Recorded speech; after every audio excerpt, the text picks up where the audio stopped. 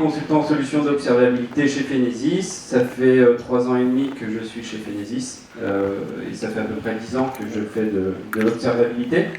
Je vais vous parler du coup des solutions d'observabilité qu'on déploie nous au quotidien chez nos clients. On est plutôt sur des projets de transformation de l'IT, donc on s'appuie beaucoup sur les solutions d'observabilité du marché.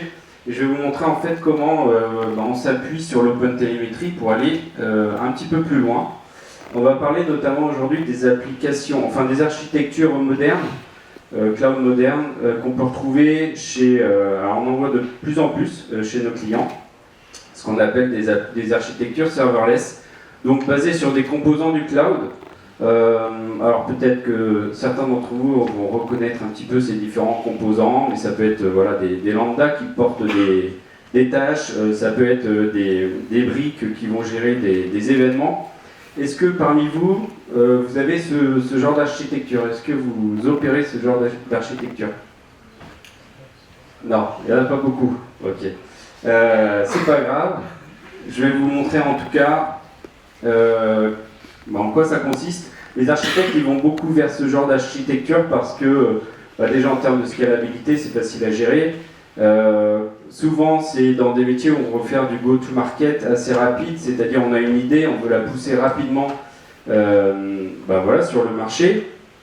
Et puis c'est des systèmes qui sont quand même robustes. Si des fois il y a un des composants qui pose problème, on le tue et puis on le redémarre. Quand on parle d'observabilité, il y a un élément qui est important, c'est la trace distribuée. C'est un petit peu le fil conducteur qui va nous permettre de suivre une transaction de bout en bout, de l'action utilisateur jusqu'à ce qui va se passer en base de données ou en tout cas au travers de tous les composants. Attention, il y a de l'effet spéciaux là. Voilà, on a un utilisateur qui fait une requête qui va arriver à destination d'un serveur web. Ce serveur web, ce qu'il va créer, c'est un petit contexte, ce qu'on appelle un contexte de trace, qui est représenté ici par une petite valise. C'est tout simplement un header HTTP qu'on va pousser de composant en composant. Et chaque composant va alimenter ce bagage. Et puis, on va se retrouver avec un bagage qui est plein d'informations qu'on va envoyer à notre backend d'observabilité. Donc ça peut être un Dynatrace, un Datadog, un Splunk Observabilité, peu importe, du Jaeger.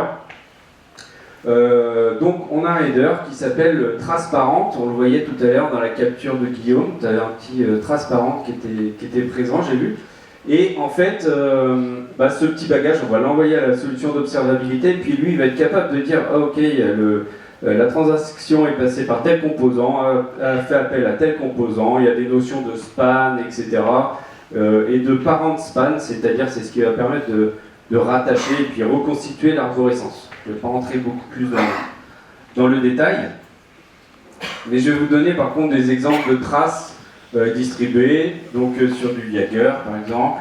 Je pense que vous avez déjà ce genre d'idées en tête, en tout cas. Voilà, donc des call graph avec quel composant a été appelé, combien de temps on a passé par composant, est-ce que c'était un appel qui était en succès ou en échec.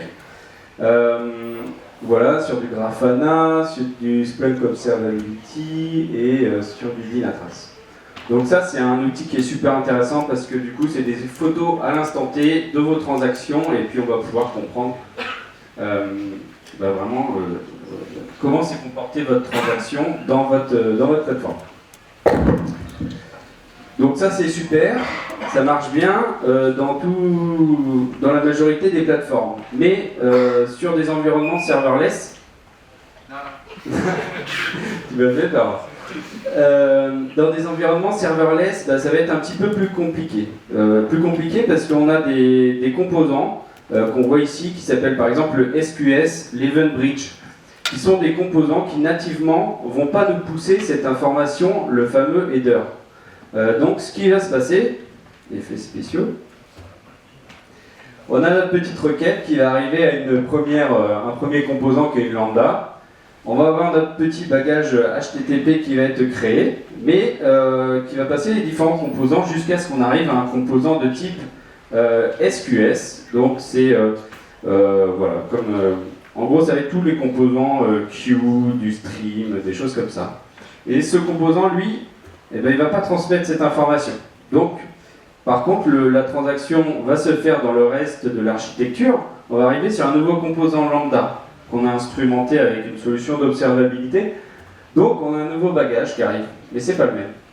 On va arriver à un prochain composant, Event Bridge. La petite valise disparaît au profit d'une nouvelle valise sur le dernier segment de la transaction.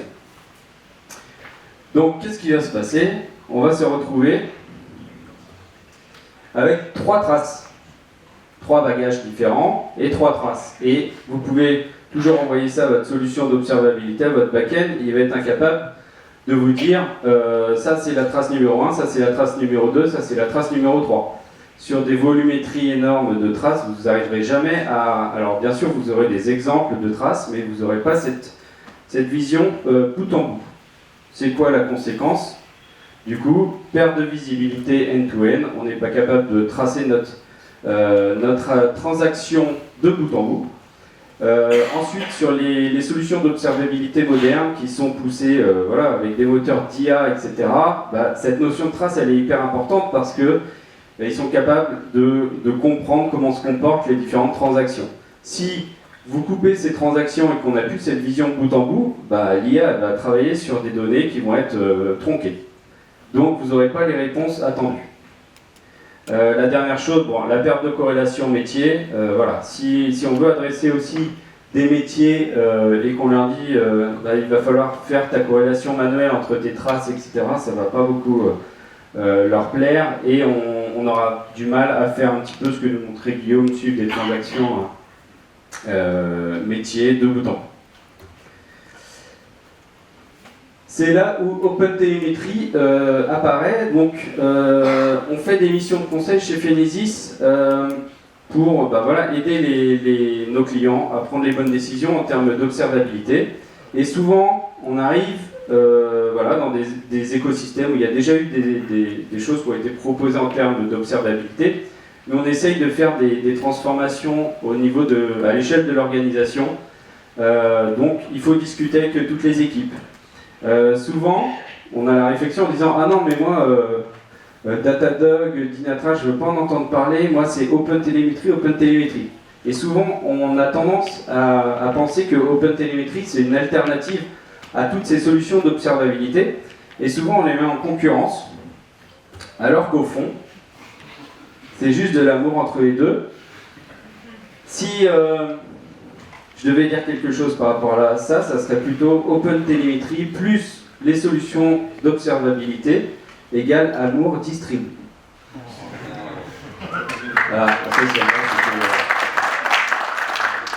Voilà, il y a plein de petits cœurs. Non mais blague à part, finalement tous les acteurs de l'observabilité, c'est pas pour rien qu'ils travaillent avec OpenTelemetry, qui fournissent du code à OpenTelemetry, etc. Parce qu'ils ont bien compris que si ils n'alimentent pas ce standard finalement de collecte, c'est que du gagnant. Parce qu'en fait, ils ont beau avoir les plus grosses équipes de développement, etc. Les technologies vont tellement vite qu'ils n'ont pas le temps de tout intégrer et OpenTelemetry, c'est un peu leur sauveur. Voilà, je vais juste vous citer quelques cas où j'utilise du coup OpenTelemetry au quotidien. Donc la première chose, ça va être sur des recouvrements de périmètre. On arrive dans un contexte client, on vient déployer une solution d'observabilité. Il y en a certains qui ont déjà leur infrastructure qui est instrumentée avec de l'OpenTelemetry, etc. Pas de problème. On va conserver votre périmètre tel quel. On va juste ingérer les données. Il faut savoir que l'ensemble des solutions d'observabilité du marché permettent nativement d'ingérer ce type de traces. Donc, c'est le premier usage. L'autre chose, on va servir de l'OpenTelemetry pour alimenter notre back-end de données avec des données qui viennent d'ailleurs. Vous pouvez avoir, on voit ça beaucoup dans les architectures distribuées, une partie de votre transaction va être traitée par exemple par un service tiers qui est piloté par une third party. De plus en plus, on a les third parties qui nous proposent du coup des OpenTelemetry, de l'OpenTelemetry exporteur et qui vont nous permettre de venir collecter en fait, de pousser de la donnée jusqu'à nos solutions d'observabilité, et ça nous permet de faire aussi cette continuité, même quand on travaille avec des boîtes noires. Enfin, ce qui était des boîtes noires. Et enfin, la dernière chose que je vais creuser un petit peu plus aujourd'hui, c'est la partie enrichissement des traces. On va utiliser beaucoup OpenTelemetry, c'est déjà qu'on a des limites de technologie. On déploie un agent d'observabilité sur un équipement. Et puis, on se rend compte que la base de données, nativement, elle n'est pas prise en compte par l'éditeur. Dans ce cas-là, on va s'appuyer sur l'OpenTelemetry, en général pour faire de l'enrichissement manuel, c'est-à-dire qu'on va aller positionner dans notre code des éléments qui vont nous permettre de déterminer, ça c'est le début, c'est à partir de ce moment-là que je fais appel à ma base de données, et c'est à partir de ce moment-là que ça se termine, et ça nous permettra du coup d'enrichir nos traces natives. Et la deuxième chose, c'est l'enrichissement des traces, et c'est ce qu'on va creuser un petit peu. L'enrichissement des traces dans ce contexte un petit peu serverless. Donc là, c'est plutôt un retex. Je ne vous parle pas de choses que j'ai pas mis en place. On avait un client en gros qui a une plateforme. Ils sont en train de proposer des applications métiers à leurs propres clients en mode SaaS. C'est-à-dire qu'ils mettent à disposition une de leurs applications pour leurs clients. Et ils ont fait le choix du coup de partir uniquement sur de l'architecture serverless. Donc le deal il était clair, c'est en gros l'observabilité doit pouvoir répondre comme n'importe quel autre de nos architectures à nos enjeux d'observabilité. Donc ce qu'on a fait, on a instrumenté la plateforme. Alors il y avait beaucoup de fonctions lambda, donc une transaction arrive sur une fonction de lambda qui va porter un processing et qui va ensuite transmettre la transaction à un autre élément. La première chose, c'était déjà de déployer ce qu'on appelle des layers d'observabilité sur ces différentes fonctions lambda. Là, c'était du Python. Et donc, en utilisant déjà ce niveau d'observabilité, on était capable du coup de détecter une première trace. Cette première trace, finalement, nous montrait juste qu'on avait une lambda Python qui faisait appel à un service AWS qui s'appelle event, etc. Donc, on faisait appel finalement à un service derrière qui a un event bridge, peu importe, pas besoin de le retenir. Donc ça, c'est la première trace qu'on avait. Et la deuxième chose qu'on avait, c'est une autre trace qui correspondait à la deuxième lambda. Et là, on voyait nos appels, par exemple, qui étaient faits à la base de données, une DynamoDB. Bon, super. Enfin, super non, parce qu'il nous manque des choses. Il nous manque le trait d'union pour avoir la vision bouton. Donc, qu'est-ce qu'on a fait? On a cherché un petit peu. Et puis finalement on s'est dit ce qui nous manque c'est la propagation du contexte W3C. En gros c'est le fait de pouvoir propager cette fameuse information, le bagage que je vous montrais tout à l'heure, le header transparent sur les différents composants.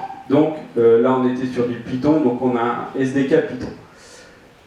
Comment ça se passe? On a la lambda qui fait une requête et qui va envoyer ce type d'événement à l'event bridge. Bon, voilà, c'est un JSON habituel. L'événement il est réceptionné du coup par cet event bridge. L'event bridge il marche il fonctionne avec des règles et en fonction des règles qui sont établies dans l'event bridge, on va traiter la transaction différemment auprès des composants sous-jacents. Donc, ok, on a une règle qui match et qui dit tu envoies cet événement à un consumer. Donc, c'est souvent comme ça quand on parle de gestion d'événements. Il y a un composant qui est le producer, qui crée l'événement, et un autre qui va être le consumer. Donc là, forcément, on voit bien que dans ce type d'événement, on n'a pas de header HTTP, il nous manque le fameux transparent qu'on avait expliqué tout à l'heure. Donc la première chose qu'on va faire, déjà on va s'appuyer sur des librairies de Python. Donc là, clairement, on va rentrer dans la partie code, mais toute façon, il n'y a plus de problème puisqu'on est tous développeurs maintenant avec Chaton et compagnie. Donc on demande à ChatGPT, ok, aide-moi à instrumenter mon Python pour pouvoir transmettre le fameux contexte HTTP. Et en fait, il va nous répondre, eh ben, le meilleur moyen de le faire, c'est dans ton événement, tu vas rajouter un attribut qui va contenir ton fameux contexte HTTP. Et tu rajoutes bien sûr tes librairies qui vont bien. Ok, super. Je fais ça, mon événement, j'ai un nouvel attribut avec une nouvelle valeur et le fameux transparent qui est ici. Ah, j'ai bientôt fini. Ensuite, on a le consumer. Qu'est-ce qu'on va lui dire? On va lui dire, bah écoute, tu récupères cette information, et cette information, c'est finalement ton contexte de trace, et tu vas t'en servir pour propager l'information aux différents composants. La troisième étape, ça a été de se dire, donc on a fait ça sur l'ensemble des composants qui étaient importants chez eux, et on a dit, ok, on va on va enrichir le framework client. Donc en fait, il avait déjà une méthode, etc., avec des librairies qu'il utilisait. Il a identifié toutes ces librairies et puis il a déployé. Et finalement, on se retrouve les deux traces que je vous ai montrées tout à l'heure. On est capable de reconstituer du coup la trace. Et on va pouvoir... Alors, on n'a pas une représentation claire de notre event bridge. Il n'apparaît pas comme un composant à part entière dans la trace. Par contre, on va pouvoir voir où est-ce qu'il commence à traiter des informations. Et voilà. C'est surtout qu'on a notre trace de bout en bout. Et on va pouvoir aussi avoir le service flow de notre transaction qui est amélioré. Juste pour terminer, du coup, qu'est-ce qu'on a gagné? Visibilité du coup identique. Il a le même niveau de visibilité que sur ces autres types d'architecture. On a l'IA qui nous apporte du coup des éléments de réponse parce qu'on n'a pas cassé le contexte de transaction. Et on a une instrumentation du coup qui a été normée et automatisée. Du coup, on vient cocher la dernière étoile qui nous manquait. On est trop content. Et voilà. Donc c'est un exemple. Presque fini. C'est un exemple. Après, dans les perspectives futures, voilà, OpenTelemetry va nous aider à beaucoup de choses. Il y a déjà des initiatives qui sont faites sur les modèles de données, enfin toute la partie LLM monitoring, l'instrumentation aussi des AI agents qu'on commence à voir beaucoup. Donc ça, OpenTelemetry va aussi nous aider. Les applications tiers, demain, ça sera vraiment la norme, selon moi, d'avoir un exporteur OpenTelemetry pour au moins récupérer les logs, éventuellement les traces. Et on a des automatisations qui devraient être encore de plus en plus automatisées, avec notamment le mariage avec IBPF qui devrait nous aider à instrumenter facilement des composants. Voilà. Voilà, petit mot de la fin, ne pas oublier, voilà, OpenTelemetry et les solutions d'observabilité égales. D'accord. Merci beaucoup. On a un record de 15 minutes. Du coup, rapidement, si vous avez des